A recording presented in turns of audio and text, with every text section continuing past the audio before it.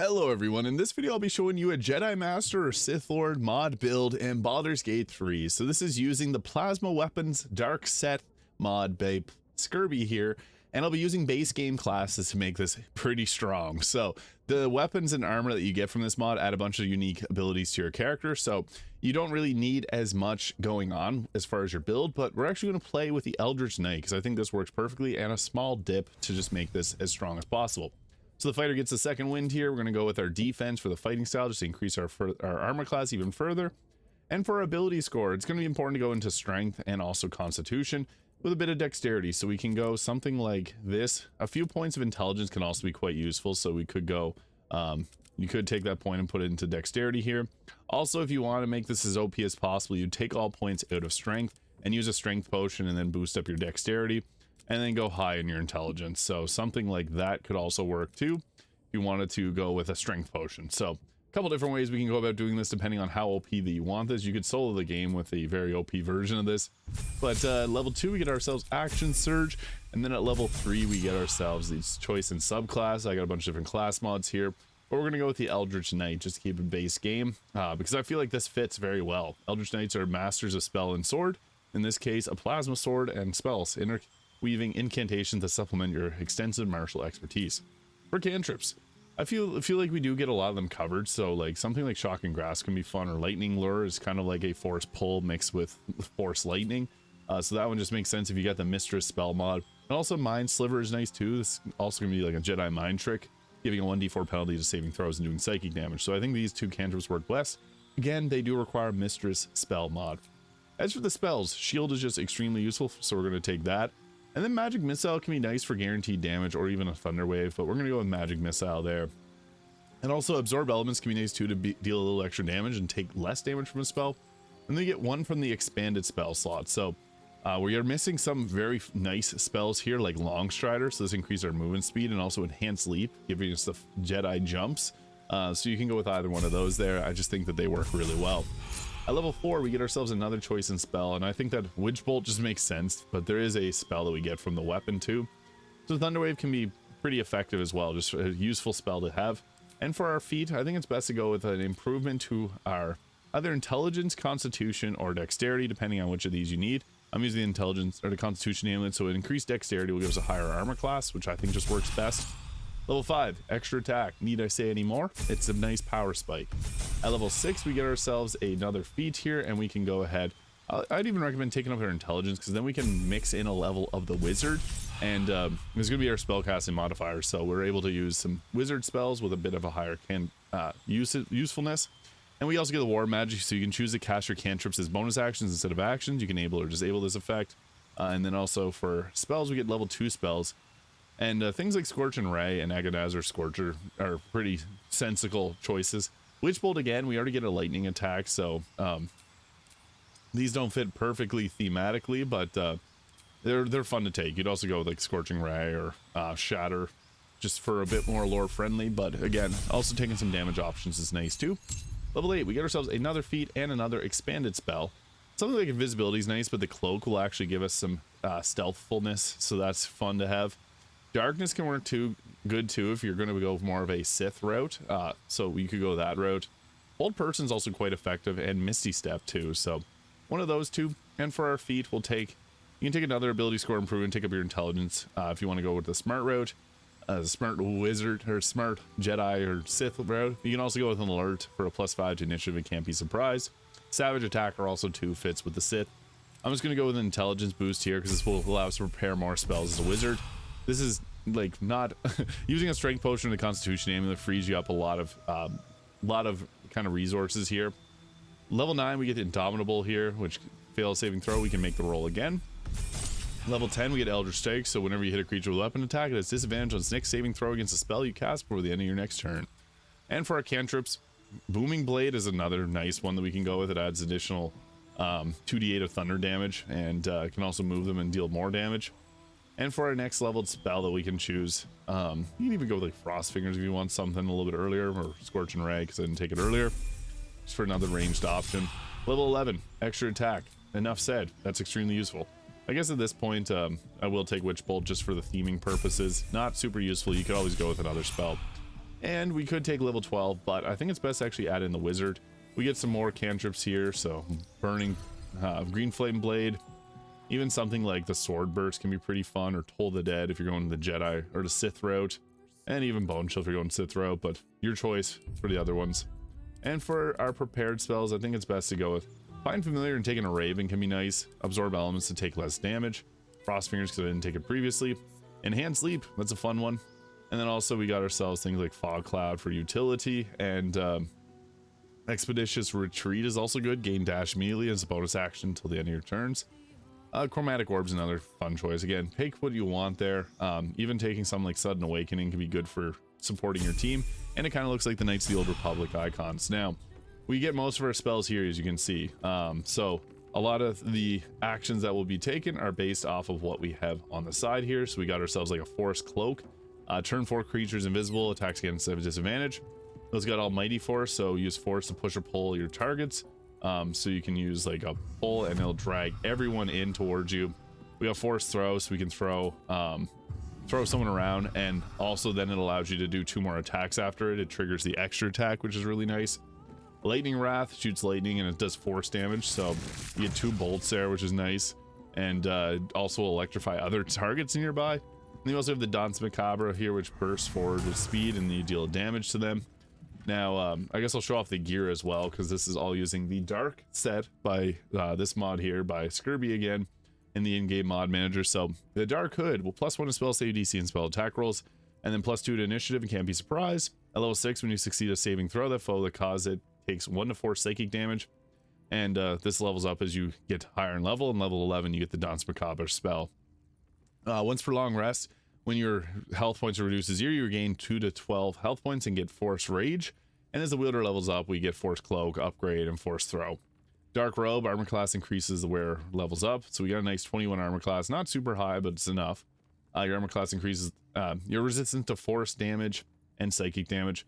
Also, we could have dipped and took a level of the Barbarian. That would give us the another +6 to our armor class, putting us 27 with the Constitution defense. This gives us Force Conduit whenever we take slashing, piercing, bludgeoning damage, and also get the Almighty Force. The gloves give us +1 to spell save DC, spell attack rolls, and our attacks deal additional force damage. This is like the Helldust gloves, but force. And then we also get Force Stasis and Force Choke. And then the boots, we get can't be ensnaggled, can't slip on ice, +1 to armor class and saving throws, as long as you're not wearing armor or wearing a shield. And we aren't, because these are all base clothing. At level 9, when you fail a saving throw, you can use a reaction to succeed it. And we get Force Teleport. Now, the 2 lightsabers, I just went with the basic red ones. I went with more of a Sith appearance here, but this gives us Lightning Wrath, Lightning Strike, and Basic Force. And a +4 to spell save DC. Effects become more powerful as you level up. And you can use your reaction to deflect projectiles back, as a true lightsaber Jedi would. And yeah, this is kind of the same thing, +4 to your spellcasting modifier. So if we look at our spellcasting modifier, it's actually pretty decent. I guess spell save DC is listed as 0. But for the wizard, we got a 26 armor or spell save DC, which is really, really effective. And then spell attacks +14. So what this looks like in combat, another reason I went with the Eldritch Knight is because the weapon bond allows you to throw your lightsaber and have it return to your hand. So that just, obviously it's a lightsaber action. So we're just going to get into combat here and show how powerful this is. The only thing is we don't have a lot of movement speed, it's just base. But that made up for it with our massive amount of damage that we can deal with spells. So we can drop our Lightning Strike there. That one-shot them and just knock their ragdoll body around.